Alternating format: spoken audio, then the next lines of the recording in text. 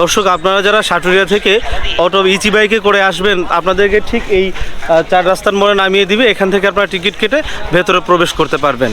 টিকিটের মূল্য 30 টাকা। চলুন আমরা ভেতরে প্রবেশ করি এবং এক্সপ্লোর করি পুরো এই বালিয়াটি জমিদার বাড়ি।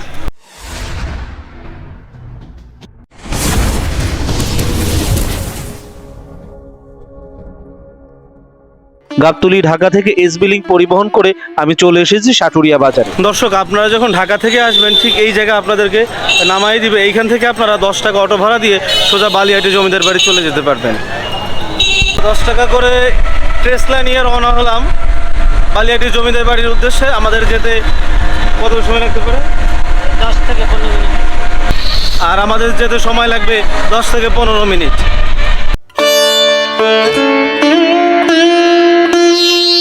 আসসালামু আলাইকুম, স্বাগতম নতুন আরেকটি অভিযানে। Hi guys, this is mister Khan, welcome to my another blog.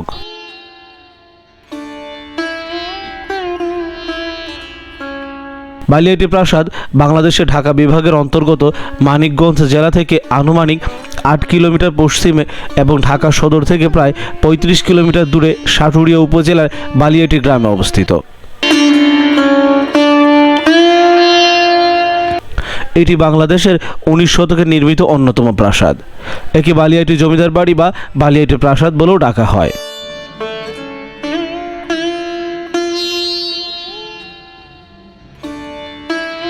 মোট 7টি স্থাপনা নিয়ে এই জমিদার বাড়িটি অবস্থিত। এই বালিয়াটি জমিদার বাড়ি বা প্রাসাদের সবগুলো ভবন একসাথে স্থাপিত হয়নি। এই প্রাসাদের অন্তর্গত বিভিন্ন ভবন জমিদারের বিভিন্ন সময় নির্মিত হয়েছে। বর্তমানে কেন্দ্রীয় ব্লকটি জাদুঘর। এই প্রাসাদে বাংলাদেশের প্রত্নতাত্ত্বিক বিভাগ কর্তৃক সংরক্ষিত পরিচালিত।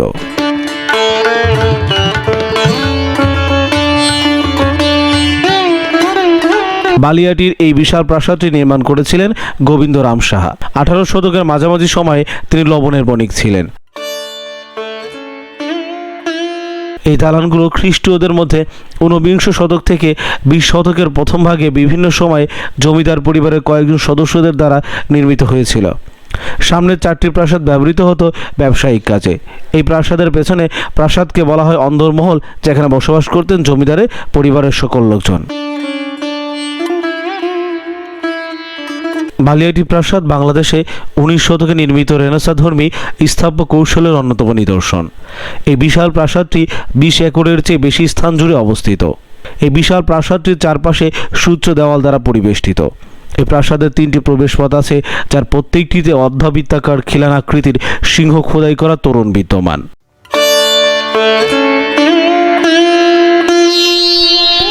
মানিকগঞ্জ জেলার সাটুরিয়া উপজেলায় অবস্থিত বালিয়াটি জমিদার বাড়ি 19 শতকে বাংলাদেশের নির্মিত প্রাসাদসমূহের মধ্যে অন্যতম। জমিদার বাড়িটিতে অনেকগুলো স্থাপনা রয়েছে, যেগুলো 5টি পৃথক ভাগে বিভক্ত। সর্বমোট 8টি সুবিশাল দ্বিতল ও ত্রিতল ভবন রয়েছে।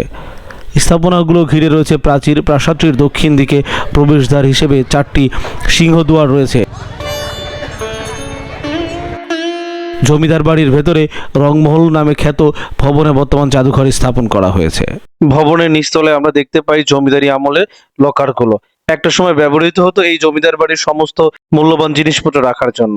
আমরা নিচতলায় লকারগুলো দেখা শেষ করে আমরা সিঁড়ি দিয়ে উপরে উঠি এবং উপরের তলায় আমরা যে সমস্ত জিনিসপত্র দেখি পুরোই থ হয়ে যায়।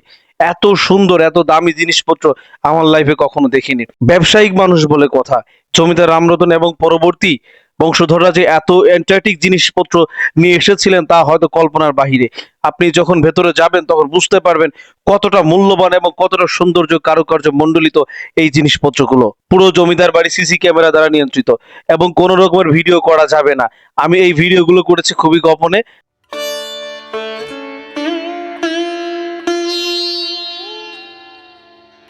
এই পুকুরটি রাজবাড়ির অন্দরমহলের পুকুর। এটি হচ্ছে জমিদার বাড়ির শান বাঁধানো 6 ঘাট বিশিষ্ট পুকুর। যে পুকুর পাড়ের পাশে রয়েছে দৃষ্টিনন্দন কারুকার্য মন্ডলিত কয়েকটি ভবন। সারি সারি প্রাসাদ থেকে পুকুরে যাবার জন্য রয়েছে সুন্দর রাস্তা। এই বালিয়াটি জমিদার বাড়িতে অনেক কূপের সন্ধান পাওয়া যায়, যা এখনও দৃশ্যমান পুকুর পাড়ে।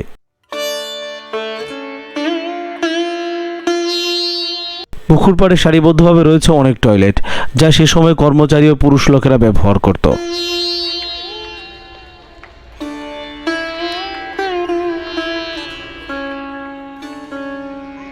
18 শতকের মাঝামাঝি সময়ে তিনি লবণের বণিক ছিলেন। জমিদার পরিবারের বিভিন্ন উত্তরাধিকারীদের মধ্যে কিশোরীলাল রায়চৌধুরী, রায়বাহাদুর হরেন্দ্র কুমার রায়চৌধুরী তৎকালীন শিক্ষা খাতে উন্নয়নের জন্য বিখ্যাত ছিলেন। ঢাকার জগন্নাথ কলেজ প্রতিষ্ঠা করেন কিশোরীলাল রায়চৌধুরীর পিতা, যেটি এখন জগন্নাথ বিশ্ববিদ্যালয় নামে পরিচিতি, এবং তার নাম অনুসারেই নাম রাখা হয় জগন্নাথ বিশ্ববিদ্যালয়।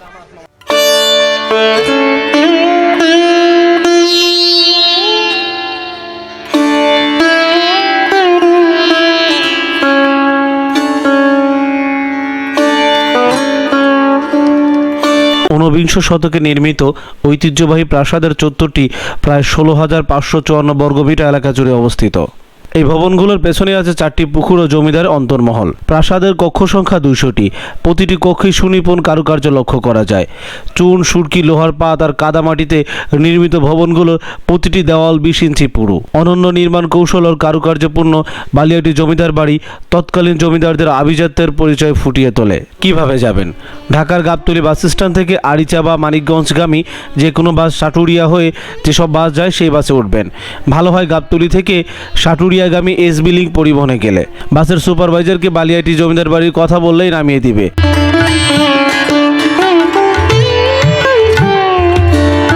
মানিকগঞ্জ জেলার আরও যেসব দর্শনীয় স্থান দেখতে পারবেন তার মধ্যে উল্লেখযোগ্য হলো তেওতা জমিদার বাড়ি, আরিচাঘাট, শাহরুস্তমের মাজার, ইমামপাড়া জামে মসজিদ, নবরত্ন ধানকারা জমিদার বাড়ি, ইব্রাহিম শাহের মাজার ইত্যাদি। যে কোনো পর্যটন স্থান আমাদের দেশের সম্পদ। প্রকৃতি ও সৌন্দর্যের জন্য ক্ষতিকর এমন কিছু করা থেকে বিরত থাকুন। দেশ আমাদের, দেশের সকল কিছুর প্রতি যত্নবান হওয়া দায়িত্ব আমাদের। বন্ধুরা, আজকে বিদায় নিচ্ছি বালিয়াটি জমিদার বাড়ি থেকে। দেখা হবে নতুন কোন অভিযানে। তত সময় সবাই ভালো থাকবেন, সুস্থ থাকবেন। খোদা হাফেজ। আর হ্যাঁ, কমেন্ট বক্সে অবশ্যই জানাবেন আজকের অভিযান আপনাদের কেমন লাগলো। পরবর্তীতে কোন জায়গার অভিযান দেখতে চান